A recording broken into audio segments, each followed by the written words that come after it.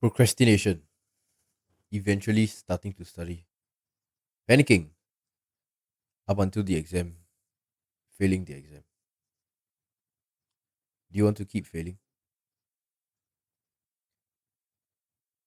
Do you want this cycle to stop? Do you want to study so efficiently that your grades go up with speed because your study methods are now effective? Do you think that's just a myth? It's just random YouTubers saying that this is a better way to study, but you still think that no matter how you study, like it should still work because it's like the amount of effort you put in. Up until now, you're probably convinced that there's better ways of studying than how you are studying right now. Well, I'm Akul and I'm from the eighth best university in the world. And let me tell you, there is a whole other way of studying that is so much more effective than the average student. That if you copy it and understand why is it so efficient and effective, you will forget how you used to study. And you might even forget your past self. First, when it comes to procrastination, progressively overload out of it. What do I mean? I mean that if you have been neglecting your work for a while, start with 10 minutes or start with 5 minutes of doing what you were supposed to do. Uh, right now, as of right now, after 2 years of the 2 year journey up until the A levels, right now, I'm just waiting for university to start. And I'll be honest, like, I wanted to like study a bit, and it's very hard to regain the momentum that I had from the A levels.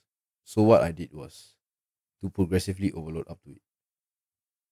Yesterday I started with 10 minutes of studying a topic called matrices, which is like one of the beginner topics in uni. Cause like I have some of the notes, so I just thought maybe just start studying like a bit so that when I get to uni I won't need to like cram like 4 years worth of content.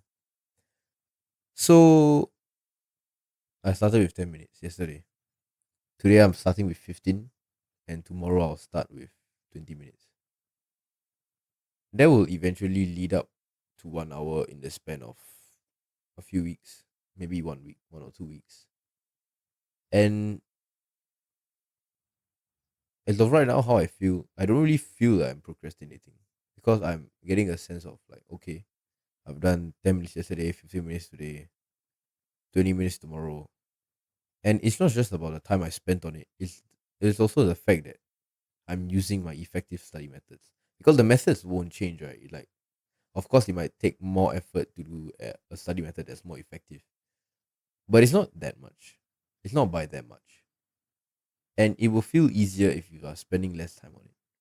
But then, if you progressively overload, in the sense like if you keep incrementally increasing the amount of time you spend on like studying, it will become much easier to follow through. The thing that's holding you back is your pride. The fact that you think that 5 minutes or 10 minutes of studying in one whole day is too less and it's insulting. That's what's holding you back. I'm giving you permission now to just start with 10 minutes a day, man. You do 10 minutes of the work that you're supposed to do. Don't even care if it's finished or not. Just do 10 minutes of it and just let it go. Do what you are going to do for the rest of the day. And then you just slowly increase the amount of time you spend on studying or doing your work after each day passes. Next, I want to talk about destroying your weaknesses through feedback. This is a study method. How?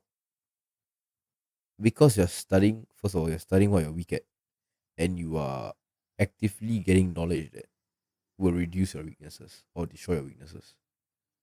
First, you need to know your weaknesses, right? So, how are you going to destroy it if you don't know it? So, do you how do you realize like what your weaknesses is, or what your weaknesses are.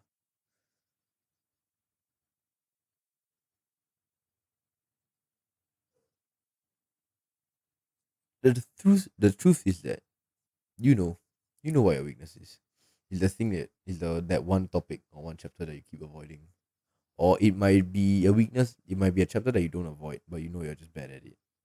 So if I were you, I would journal like of the few topics that maybe I would have like the exam paper in front of me, and I would journal like the few topics that I'm bad at. And I would think to myself, okay, these topics are my weaknesses. So now the second part of this point is to get feedback on these weaknesses. So how do you do that? Just attempt those chapters again.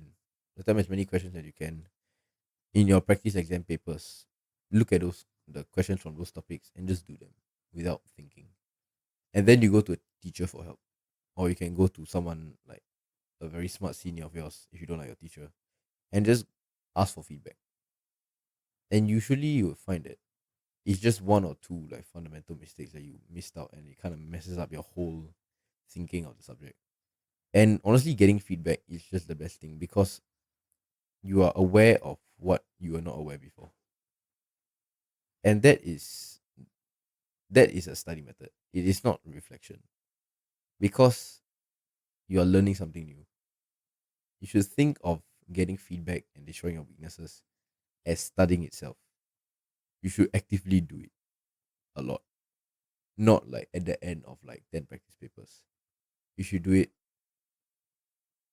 as many times as you can. Like the more times you do this one habit, the higher the probability of your grade going up a lot. If you don't do this, it's very difficult to improve. And the amount of time you're going to spend on studying is going to be a lot because you're not attacking the root cause of the problem, which is the fact that you need feedback in your weak areas. Destroy your weaknesses with feedback. Next point I want to talk about is direct practice. So, what is direct practice? Oh, it's exactly what it sounds like. You directly practice at the thing you want to get good at. I learned this concept from the book Deep Work by Cal Newport, and it said that a lot of things that we do to improve ourselves is very good, but if you want to get good at something, just keep doing that same exact thing again and again and again.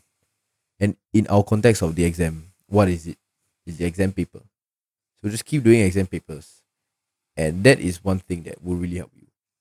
But a lot of students know that they should do practice papers, but they don't ask for feedback after every practice paper or like once every 2 to 3 practice papers. And they would just keep doing it and then do the corrections, kind of understand it, and they'll just move on.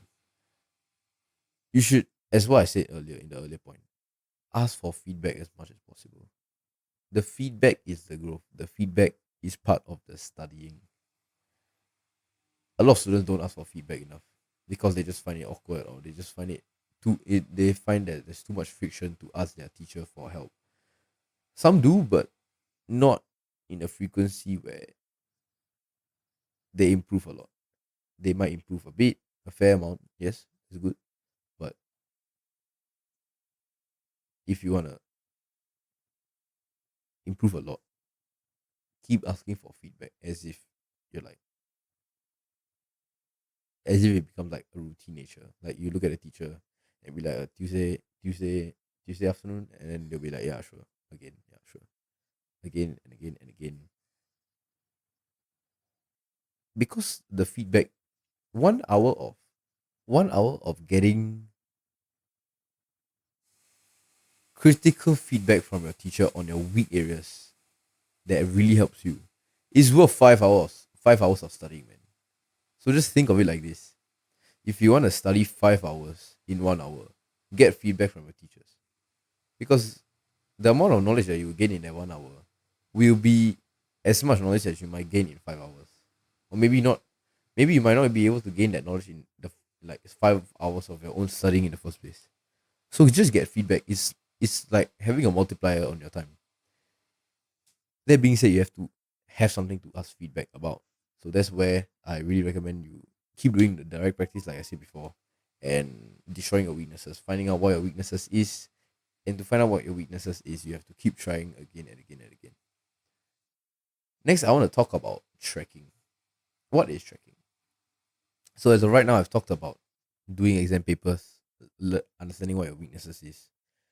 Next, I have tracking is a module in one of the course in the course I have in the description below. But tracking is where you have your exam paper, and it's like in an Excel sheet. I explained this in detail in my one of the modules, but with the Excel sheet that you have, the exam paper labeled whatever exam practice paper the name of it is, you look through the exam paper and you kind of summarize in one or two sentences like what was the vibe of the paper, what went wrong. One column is what went wrong, and one column is what went well. And if you keep doing this for every single practice paper you have, you'll see patterns. These patterns will highlight your weaknesses, and these patterns will also highlight your strengths. You know, a lot of people talk about how to overcome weaknesses in exams, like especially when it comes to a weak chapter. But you should also learn from your strengths in the sense that what chapter are you really good at? You probably don't need to like focus so much attention on right now, but sort of think about it, reflect about it. How did I learn that chapter? Is there something I can learn from that chapter? Maybe the way I studied it at that point of time was more effective than how I'm studying the chapters now. Did something change? Think about that. Think about your strengths as well when it comes to exam papers. Don't just keep thinking about your weaknesses. And I know a lot of people love their strengths. A lot of people, when they study, when it comes to a topic they're very good at, they love it. They destroy the question and then they move on. Don't fall into the temptation of that. But it's not necessarily a bad thing to reflect upon like what went well for that particular chapter and what can we do moving forward. I know this sounds quite like general advice, but if you track it, that is where you will take action of the advice that everyone like kind of knows. But you actually put it into practice and you relate it with the other points that I talked about as well.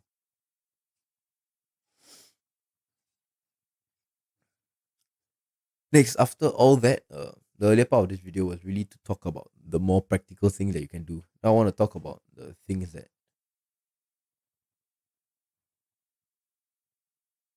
you should still be doing, but may not have a direct impact as you might think. But the indirect impact is extremely huge that I'm talking about it in this video. So continue going out. I said this a lot in a lot of videos. You shouldn't, especially when your study methods have become really effective. You should just continue going out. Like going out will help to just like regulate your mind and make you sane, and that is what will also help you in the long run. In the hook of this video, I talked about the fact that you need more effective study methods.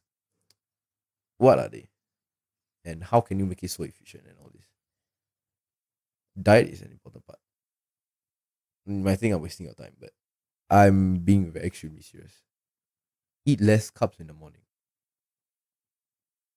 And you will find that studying in the morning with less carbs in your system as of now. Of course, you can eat as much rice as you want, like when it's lunch, right?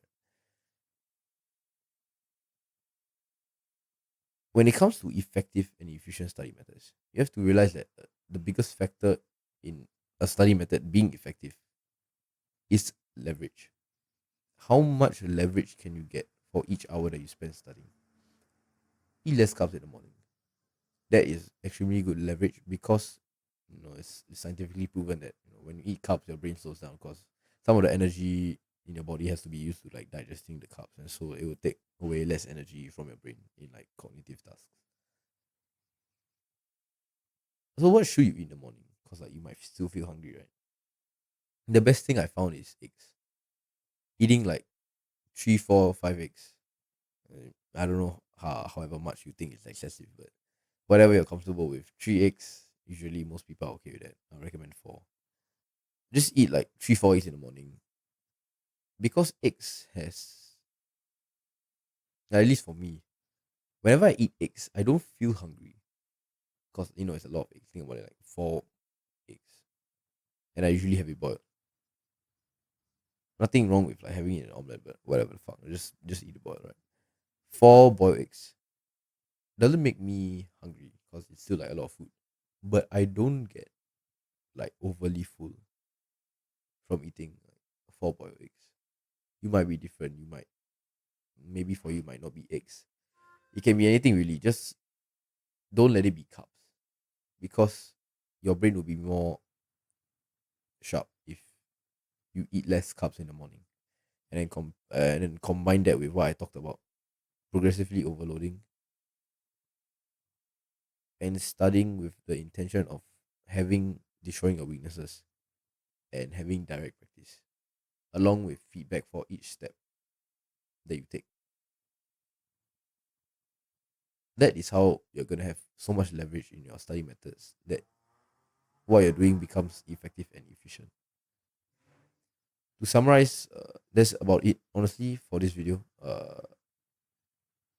Progressively overload everything in the sense that I know I keep saying this word. It might some of you might recognize it as a gym term, but slowly, incrementally increase what you want to change in your life. Like okay, not extremely slowly, but like like a non-retarded amount, like 10 minutes, 5 10 minutes. It works every time.